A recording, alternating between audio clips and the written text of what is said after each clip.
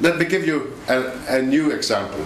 18th of December 2007, just before Christmas, the court in Luxembourg took a very important and far-reaching decision in the so-called Laval case. A Latvian company went to Sweden, built a school with Latvian salaries.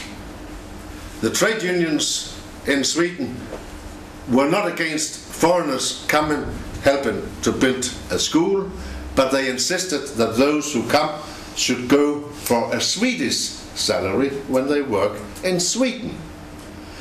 This case was then brought to the court, and Sweden was outlawed by the court.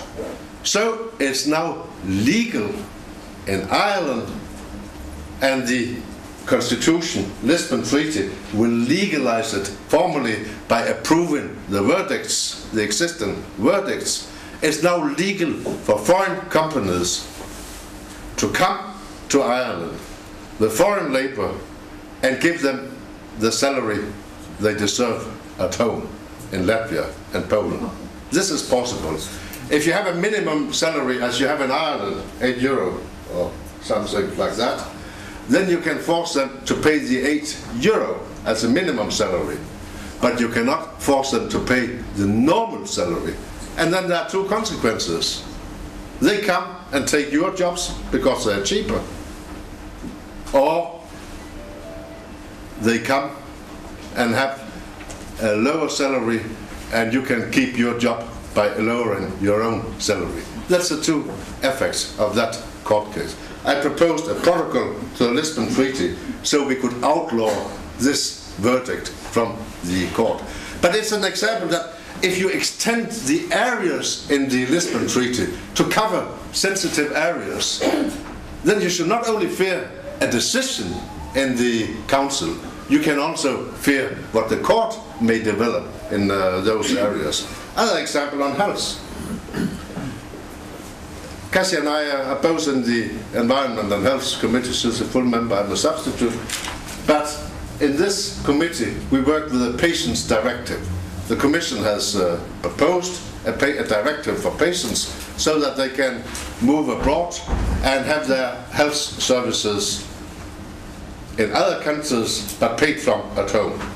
There's a court case, a verdict from the court in Luxembourg saying it's possible, but the borders of it are not fixed yet, so the Commission come forward with a proposal.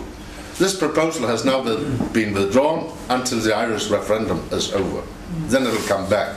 And what's the consequence? The consequence is that those Irish citizens who can afford it, they can then go to other European member states and have their health service paid by Irish taxpayers.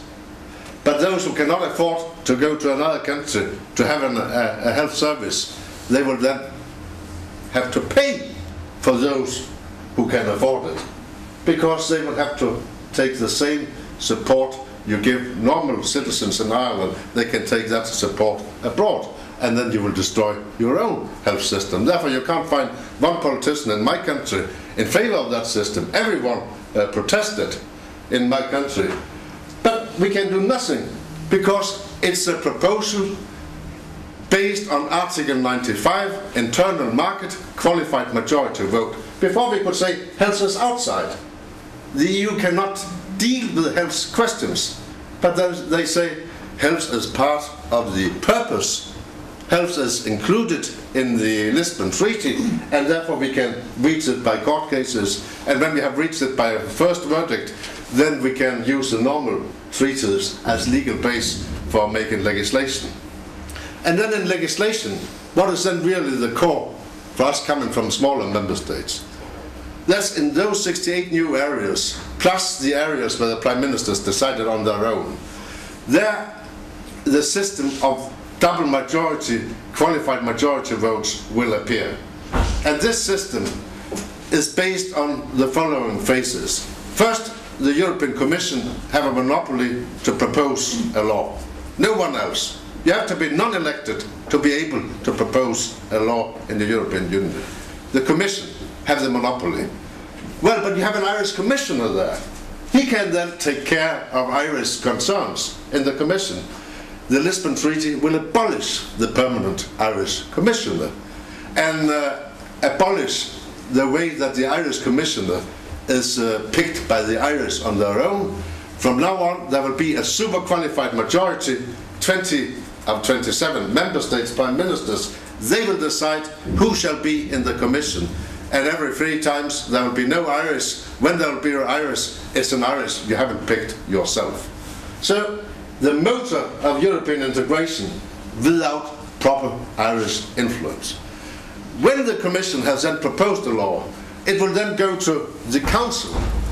In the Council, Ireland has 2% of the votes today. 7 votes out of 345. It's 2%. It will now be lowered to 0.8%. 0.8%.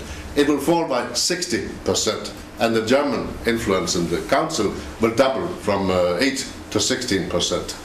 Because we will vote in the Council after the number of citizens. When you entered the EU, Germany had 3 1/3 times your influence. Now they will have 20 times your influence. 16 times the Danish influence. When you entered with the European Parliament, Germany had 3.5 times more seats in the European Parliament than you had. Now it will be 8 times more. And with only 12 seats for Ireland, you will miss a seat in Dublin. And if we then have further enlargements of the European Union, and I'm strongly in favor of further enlargements, then the consequence will be that it will be very difficult to have the system you have in Ireland with constituencies. Then you will go down to less than 10 seats. When you're down to less than 10 seats, it's very difficult to spread them, and it's very difficult to have people like Cassie elected in that system. So the core in the Lisbon Treaty, that's to move decisions away from the smaller member states to the bigger member states, but also from the voters to the civil servants. Because 85% of all laws in Brussels, 85%, they are decided by civil servants in 300 secret working groups in the Council, prepared by 3,000 other secret working groups in the Commission. As a member of Parliament, I have no access to the documents. I have no access to what they are doing. Cassie hasn't as well. So, the core, you move decisions from the small to the big, and you move decisions in all member states from elected members of Parliament to civil servants. Then the European Parliament gain more influence. Cassie and I get more to say. In 50 new areas, we will have a bigger say, a bigger influence than we have today. So Cassie and I, we are persons who should be in favor of the Lisbon Treaty. It's very good for us. But democracy is not what is good for members of the European Parliament. Democracy is how you can amend the laws.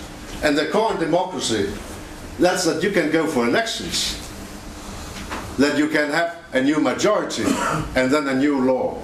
This core doesn't exist in the Lisbon Treaty. You can go for elections, but you cannot change the laws.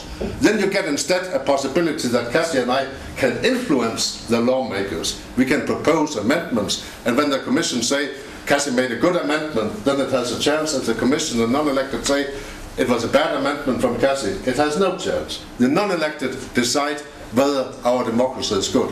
And I would say to you, if this is a good system, why not insert it in Ireland? Here in the Dáil, 100 meters from here. Why not say to the Irish Parliament, the Irish Dáil, from now on you shall not make laws.